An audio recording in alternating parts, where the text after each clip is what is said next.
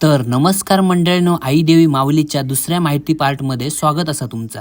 आपण सभा मंडपात जातो तेव्हा समोरच एक छोटीशी सिमेंटची बांधलेली देवळी असा। ही देवळी म्हणजे देवीच्या आज्ञांकित मोठ्या पुत्राची असल्याचे सांगण्यात येतं। त्याचा वर्णन म्हणजे तो अश्वारूढ असा, त्याच्या हातात बाण व भालो असा। सभा मंडपात 3 पायरे चढून मंदिराच्या आत प्रवेश होता।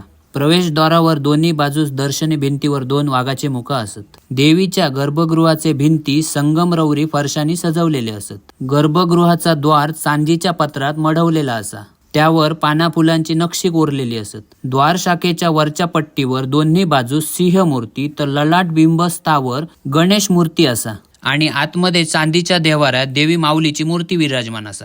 एक संद पाषाण तण कोरलेली ही मूर्ती साधारण 4 फूट उंचीची असा व ही देवी दशभुजा असा।